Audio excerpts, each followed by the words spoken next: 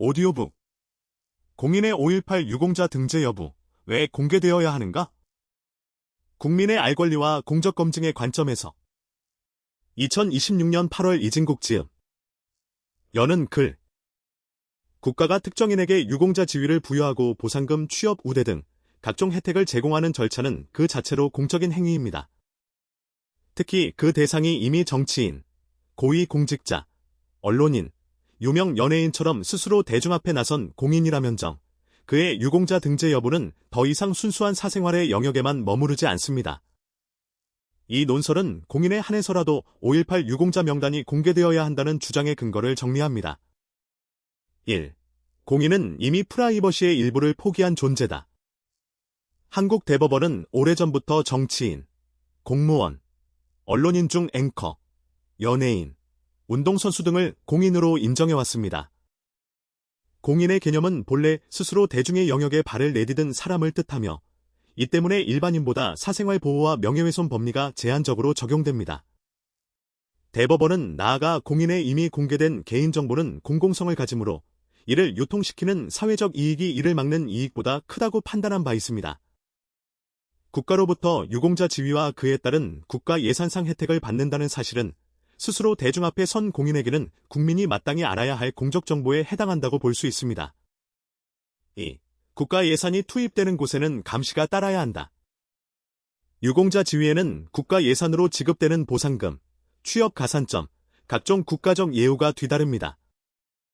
공직자의 재산과 병역사항이 공개되는 것과 마찬가지로 공인이 국가로부터 받는 특혜의 근거 역시 검증 대상이 되어야 한다는 논리가 성립합니다. 특히 해당 공인이 선출직이거나 임명직 공직자라면 유권자와 국민은 그의 공적 이력 전체를 판단 자료로 삼을 권리가 있습니다. 3. 선정 절차의 신뢰를 지키는 길이기도 하다. 과거 5.18 유공자 심사위원 일부가 다른 심사위원의 부탁을 받아 부당하게 가점을 부여했다는 증언이 언론에 보도된 바 있습니다. 이런 의혹이 반복해서 제기되는 근본 원인 중 하나는 검증 수단의 부재입니다. 적어도 이미 공적 지위에 있는 인물에 대해서 만이라도 등재 여부를 확인할 길이 열린다면 이는 유공자 제도 전체의 신뢰도를 훼손하기는커녕 오히려 부당한 의혹을 해소하고 정당한 유공자를 보호하는 데 기여할 수 있습니다. 4. 전체 비공개와 공인 공개는 다른 문제다. 현재 법원이 인정한 비공개 논리는 유공자 명단 전체를 일괄 공개하라는 청구에 대한 판단이었습니다. 사망자, 행방불명자를 포함한 수천 명의 일반 국민 개개인의 신상이 무차별적으로 노출될 위험과 이미 스스로 공적 영역에 들어선 특정 공인의 지위를 확인하는 문제는 성격이 다릅니다. 헌법재판소 역시 정보공개법상 비공개 조항의 취지를 국민의 알 권리와 개인정보 주체의 사생활 보호 사이의 균형이라고 밝힌 바 있습니다. 균형을 위해서는 사안별로 다르게 판단할 여지가 있다는 뜻이며 일반 국민과 공인을 동일한 기준으로 묶어 판단할 필요는 없습니다. 5. 결론. 공인에게는 일반 국민보다 높은 수준의 공적검증 책임이 따릅니다.